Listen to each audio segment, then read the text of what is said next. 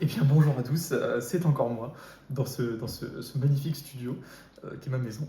Et aujourd'hui je vais vous présenter un set un peu spécial qui est une Formule 1 Lego qui vient de la série Lego Technique. Alors c'est pas Lego Technique, c'était Lego Racers.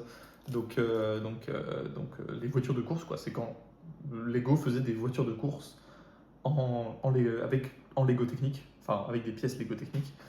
Et donc c'était une série qui est dans les années 2000, entre 2004 et 2010, je dirais un truc comme ça. Et donc celle-là, elle vient de 2005. Et c'est la Silver Champions. C'est une Mercedes, hein. C'est juste qu'ils n'ont pas la licence. Ils n'avaient pas la licence à cette époque-là. Mais c'est une Mercedes, hein. Euh, et elle est vachement bien.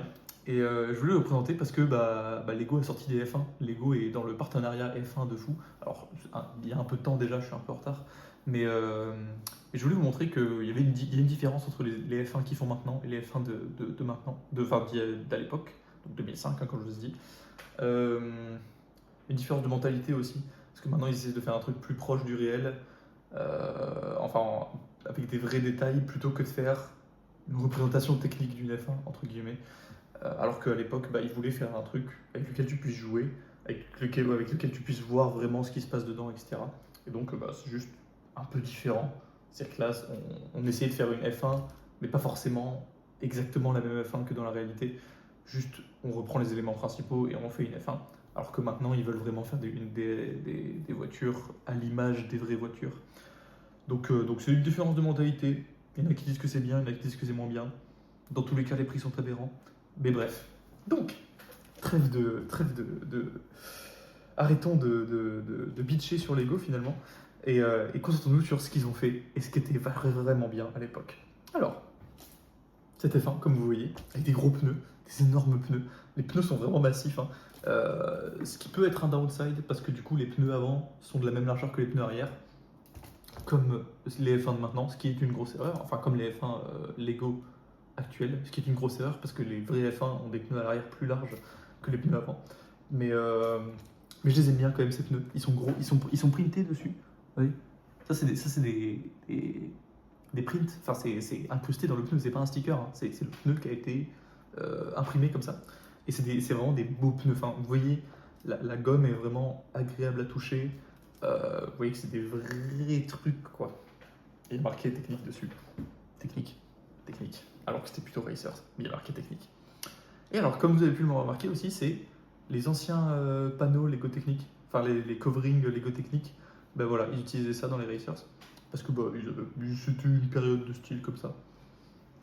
Donc, qu'est-ce que cette F1 a à offrir? Alors, une suspension. Suspension qui vient de se briser. Je rigole même pas, elle vient de se casser. Je m'en doutais un peu, parce qu'en fait, elle date de 2005, et quand je l'ai construit, je vais vous montrer comment fonctionne la suspension. Attendez, je peux pas vous montrer, il y a un verre d'eau. Oh non, il y a une fonction secrète qui se libère avant l'heure. Non. En fait, là, devant. Oh merde, c'est tout, vraiment tout cassé. Là, vous voyez, là, il y a les pistons qui poussent. C'est une push-rod ou. Non, c'est push-rod ça? Ouais, c'est push-rod, je crois.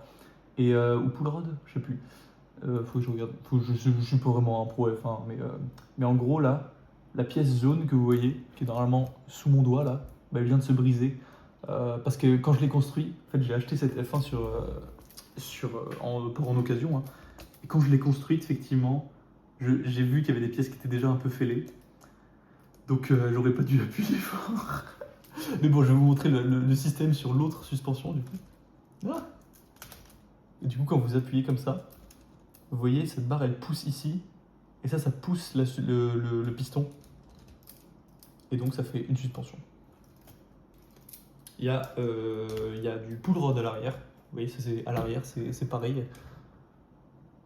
Et à l'arrière, la suspension, elle marche un peu mieux. Normalement, elle se cassera pas. Oh merde, du coup, la voiture, elle s'est cassée la gueule. Bah, vous voyez, à l'arrière, ça marche mieux. Douing, douing, douing, douing, douing. Je viens de ruiner la vidéo en disant que ces modèles-là est mieux que maintenant, sauf qu'elle vient de se péter.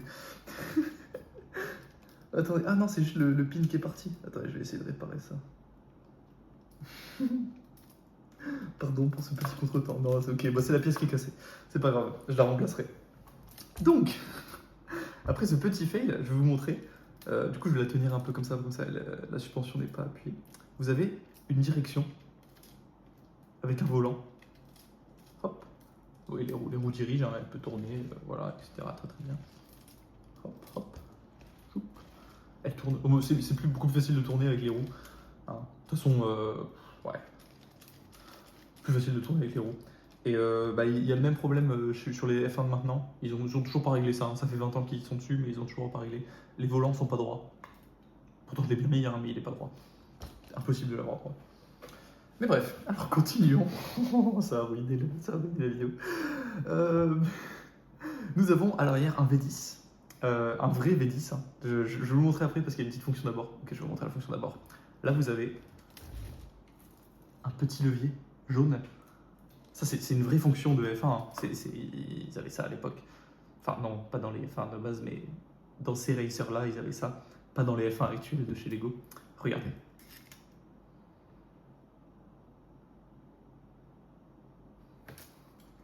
Regardez encore une fois, hein, ça va être très très vite. C'est pas beau. C'est pas beau ça. Ça se relève lentement. Toute la livraison, pas la livrée, la couverture, la carrosserie se lève sans aucun problème et se met tranquillement et donc révèle le V10 transparent. C'est les blocs transparents qui évidemment tournent. Hein. Tournent très très bien d'ailleurs. Super. Et là vous voyez la suspension encore une fois. Et là vous voyez plein de détails avec des tuyaux. 5 tuyaux, 5 tuyaux par côté pour 5 pistons par côté, logique. Et alors je vais vous montrer comment ça marche ce système-là. Là. Hop. Alors ça, ce système-là, je vais essayer de vous montrer.